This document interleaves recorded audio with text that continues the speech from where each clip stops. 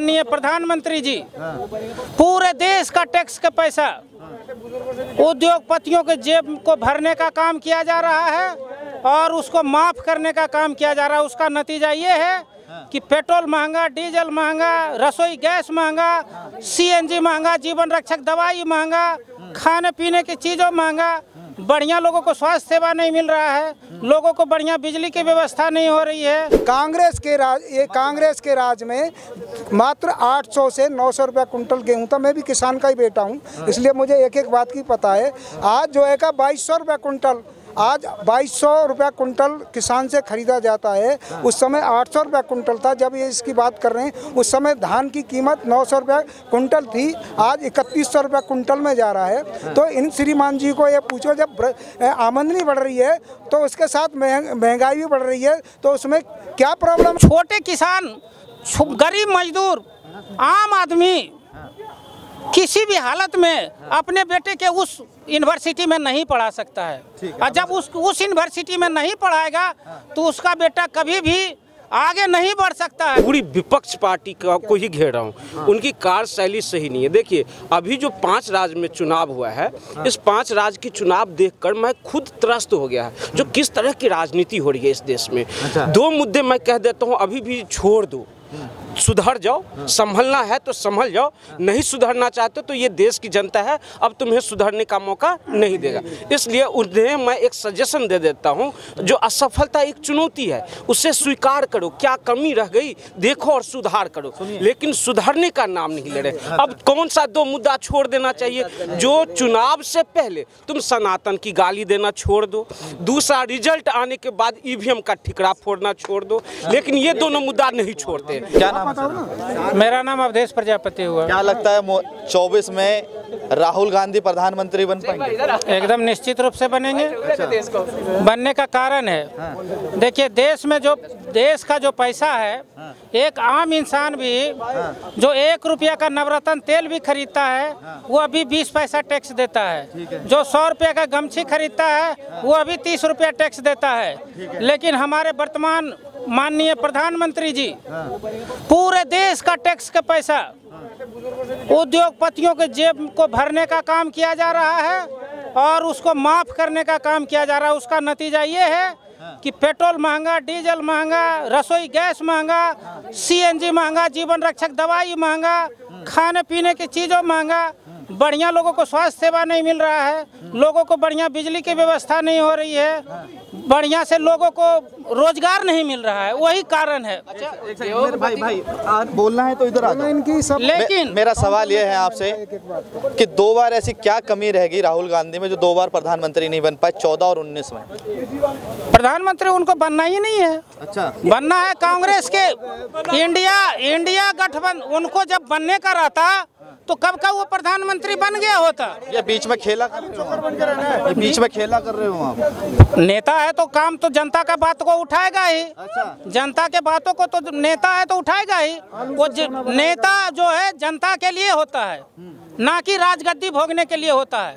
कोई सत्ता भोगी होता है, सत्ताग्राही होता है, और जो सत्ता देश के बेरोजगारों के लिए, देश के किसानों के लिए, देश के युवाओं के लिए, देश के रिक्शा चालक, ठेला चालक, छोटे दुकानदारों के लिए बात को उठाता है, वही असली नेता है, ना कि नेता प्रधानमंत्री और मुख्यमंत्री बनने के लिए होता है। ठीक है, जानना मत। मेरा सवाल ये आपका जवाब देने के लिए खड़े हैं, कह रहे हैं कि हम जवाब देंगे। क्या कहेंगे भैया? कह रहे हैं कि अगर राहुल गांधी आएंगे तो युवा की बात करेंगे, जो सिलेंडर 1200 रुपये का है वो 400 रुपये में हो जाएगा और आपको भी रोजगार मिल जाएगा। देखो, इन्होंने बात की थी मनमोहन सिंह के शासन की, आप कंपेयर कीजिए, हर डेटा है हर किसी के पास में। जब ये कह रहे उस समय 200 रुपया मिलती थी, मतलब मजदूरी मिलती थी 200 रुपया, आज 600 रुपया है। जब 400 का था तो उस समय 200 रुपया वो मिलती थी, पगार मिलती थी। आज 600 रुपया मिल रही है। तो अगर उसकी कंपेयर करें तो बीजेपी के शासन में फिर भी सिलेंडर सस्ता है। अब इनकी बात रही कि मेडिकल कॉलेज, आज मनमोहन सिंह के समय से लेकर पूरी कांग्रेस का जो 60 साल का जो शासन है उसमें और 9 साल के शासन की कंपेयर बता रहा हूं मैं आपको कि 112% में 9 साल के अंदर एक मेडिकल सीटों की में जो वृद्धि हुई है वो 112% हुई है। अच्छा। और 85% मेडिकल कॉलेजों में वृद्धि हुई है। ये इन्हें पूछ लीजिए, ये संसद में दिया हुआ स्टेटमेंट है, इसे कोई झूठ नहीं बोल सकता है। परंतु कुछ लोग यहाँ एजेंडाधारी हैं। बीजेपी ने कुछ काम नहीं किया, महंगाई कर रखी है, युवा बेरोजगार। और सुनो कांग्रेस के राज में मात्र 800 से 900 रुपया कुंटल गेहूं था। मैं भी किसान का ही बेटा हूं, इसलिए मुझे एक एक बात की पता है। आज जो है का 2200 रुपया कुंटल, आज 2200 रुपया कुंटल किसान से खरीदा जाता है। उस समय 800 रुपया कुंटल था। जब ये इसकी बात कर रहे हैं उस समय धान की कीमत 900 रुपया कुंटल थी, आज 3100 रुपया कुंटल में जा रहा है। तो इन श्रीमान जी को ये पूछो, जब आमदनी बढ़ रही है तो उसके साथ महंगाई भी बढ़ रही है, तो उसमें क्या प्रॉब्लम है। और एक और बात बताऊं मैं इनको, आज इस देश में इन्हें कंपेयर कीजिए कि मनमोहन सिंह ने इस देश की सुरक्षा के लिए कितना पैसा खर्च किया था। आज मैं इन्हें बता देता हूं कि मोदी जी ने 7 लाख करोड़ रुपए भारत की सुरक्षा के लिए खरीदे। ठीक है। सवाल ये है, कह रहे हैं कि अगर आपकी इनकम बढ़ेगी तो महंगाई भी बढ़ेगी। इनका कहना सही है कि इनकम बढ़ेगा तो महंगाई बढ़ेगा। लेकिन इतना भी नहीं बढ़ेगा कि फ्लैक्चुएट 4 गुना ज़्यादा होगा। अगर यदि जो पेट्रोल और सरसों का तेल 0 से 1947 से 2014 तक 70 साल में 1 रुपया से लीटर से 70 रुपया लीटर में पहुंचने में 70 साल लगा। लेकिन 9 साल में क्या ऐसा हो गया कि 200 रुपये लीटर हो गया। एक मिनट हाँ, और बताइए। नंबर 1। नंबर 2, आज संसद में जो देखे होंगे 2 दिन पहले जो घटना हुई वो मुद्दा ही नहीं है, वो मुद्दा नहीं है। आप उस पर राहुल गांधी और मोदी बस नंबर 1। नंबर 2, पूरे देश का आज नौजवान क्यों बेरोजगार है। रेलवे में इतना वैकेंसी निकला है, मतलब इतना vacant 4 lakh 5 lakh seat vacant है, उसको क्यों नहीं भरा जा रहा है।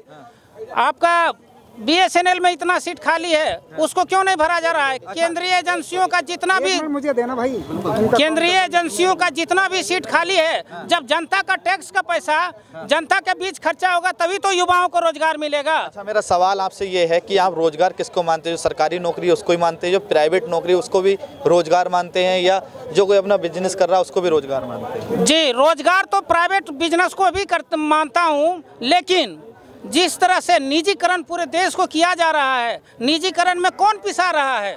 निजीकरण में जिसका बेटा डॉन बॉस्को में नहीं पढ़ेगा, जिसका बेटा ऑक्सफोर्ड यूनिवर्सिटी में नहीं पढ़ेगा, उसका बेटा डायरेक्टर नहीं बन पाएगा प्राइवेट कंपनी में।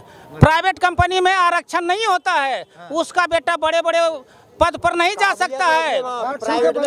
एक सेकंड, बोलने तो दीजिए।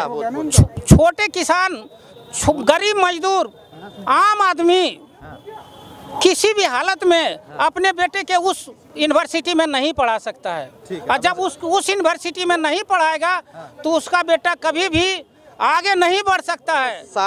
60 साल कांग्रेस की सरकार रही, ठीक है, तो कितने रोजगार था और कितनी संख्या थी? आज जनसंख्या ज्यादा है। आप 100% देख लीजिए कि सभी सीट, जितना भी केंद्रीय सीट था सभी भरा हुआ था, एक भी खाली नहीं था। एक मिनट, इन्हें जवाब दिए दे रहा हूँ। इन्हें ये डाटा उसका उठावे मनमोहन सिंह जी का 74 से 76 रुपया प्रति लीटर पेट्रोल था। इन्हें अच्छी तरह पता होना चाहिए। और सरसों की बात एक जो कर रहे हैं ना, उस समय 2000 रुपया कुंटल सरसों खरीदी जाती थी मनमोहन सिंह जी के शासन में। और आज जब मनमोहन सरकार थी, उसे सोनिया की समझ लो, मनमोहन कांग्रेस की मान लो, जो प्राइम मिनिस्टर थे उस समय जो 2000 रुपया कुंटल सरसों थी किसान से खरीदी जाती थी। आज किसान से 8000 रुपया कुंटल खरीदी जा रही है। 110 से 115 रुपया किलो सरसों का तेल है। आप उसे 8000 रुपया कुंटल से तुलना कीजिए इनसे, इसका वो निष्कर्ष निकालिए कि कौन सी कांग्रेस के समय में महंगाई थी या बीजेपी के समय में महंगाई है। जब 80 रुपया किलो खरीदा जाता था, जब किसान से 2000 रुपये कुंटल सरसों खरीदी जाती थी, उस समय सरसों का तेल 80 रुपये किलो था। आज 8000 रुपये कुंटल जब किसान से खरीदी गई है सरसों, तब भी जो है तेल का भाव आज 115 से 120 रुपये किलो है। तो अब इन्हें पूछिए। अब जहाँ तक ये हमारे भाई बात कर रहे हैं कि जी उसमें रोजगार बेरोजगार, बीजेपी ऐसी है जो एक ग्रामीण बच्चे को भी हिंदी मीडियम में पढ़ाने, मेडिकल की पढ़ाई करने वाली बीजेपी है, जिसने हिंदी मीडियम में जो है पढ़ाई MBBS की है, इंजीनियरिंग की भी शुरू कर रही है। तो ये नई शिक्षा नीति में ये लेकर के आए। तो कांग्रेस तो चाहती नहीं थी कभी भी कि कोई भी ग्रामीण का, गरीब का लड़का पढ़ के ऊँचे उस पर, ये तो बीजेपी चाह रही है कि कोई ग्रामीण बच्चा भी पढ़ के उच्च शिखर पर पहुँच जाए। पर जहाँ तक ये कह रहे हैं कि जी प्राइवेट सेक्टर में आरक्षण का मतलब क्या होता? अयोग्यता। जो कम अयोग्य होगा वो जो है का आरक्षण लेगा। एक क्योंकि किसी 80% नंबर है, एक के 40% नंबर है। सरकारी में तो हो सकता है क्योंकि वोट बैंक की राजनीति है, तो वो अयोग्य को ले सकते हैं क्योंकि उन्हें वोट चाहिए। परंतु जो कंपनी में अपनी दिन रात मेहनत की कमाई कर रहा है और शिखर पर पहुंचाना चाहता है अपनी कंपनी को, वो अयोग्य व्यक्तियों को क्यों भर्ती करेगा? ठीक है, सवाल ये है, ये सर कह रहे हैं कि 24 में राहुल गांधी प्रधानमंत्री बनेंगे। बिल्कुल नहीं बनेंगे। क्यों नहीं बनेंगे? क्योंकि उनकी कार्यशैली ठीक नहीं है। अच्छा। नहीं समझे? हाँ। और राहुल गांधी की नहीं, मैं पूरी विपक्ष पार्टी को ही घेर रहा हूँ। हाँ। उनकी कार्यशैली सही नहीं है। देखिए अभी जो 5 राज्य में चुनाव हुआ है, हाँ। इस 5 राज्य की चुनाव देखकर मैं खुद त्रस्त हो गया है। जो किस तरह की राजनीति हो रही है इस देश में। अच्छा। 2 मुद्दे मैं कह देता हूँ, अभी भी छोड़ दो, सुधर जाओ। संभलना है तो संभल जाओ, नहीं सुधरना चाहते तो ये देश की जनता है, अब तुम्हें सुधरने का मौका नहीं देगा। इसलिए उन्हें मैं एक सजेशन दे देता हूँ, जो असफलता एक चुनौती है, उसे स्वीकार करो, क्या कमी रह गई देखो और सुधार करो, लेकिन सुधरने का नाम नहीं ले रहे। अब कौन सा 2 मुद्दा छोड़ देना चाहिए? जो चुनाव से पहले तुम सनातन की गाली देना छोड़ दो, दूसरा रिजल्ट आने के बाद EVM का ठिकरा फोड़ना छोड़ दो, लेकिन ये दोनों मुद्दा नहीं छोड़ते। तो इसलिए एक चीज अब कैसे देते हैं सना, ये खड़गे जी है कांग्रेस पार्टी की अध्यक्ष, उन्होंने स्टेटमेंट दिया था 2024 में अगर बीजेपी की सरकार आ जाती है तो समझ जाना इस देश में RSS और सनातन की हुकूमत आ जाएगी। इसका मतलब तुम सनातन विरोधी हो। दूसरा, उन्होंने एक जनसभा में, हमारी यहाँ की प्रथा है जो तिलक किया जाता है, जब तिलक किया गया तो उन्होंने टिश्यू पेपर मंगवा कर अपना जो तिलक पोंछ लेते हैं, मतलब ये साबित करता है जो तुम सनातन विरोधी हो। दूसरी बात है जो EVM पर जो ठिकरा फोड़ते हैं ना, जो कोई मुद्दा जब नहीं रहता है, अपनी कमी जब ढूंढ नहीं पाते हैं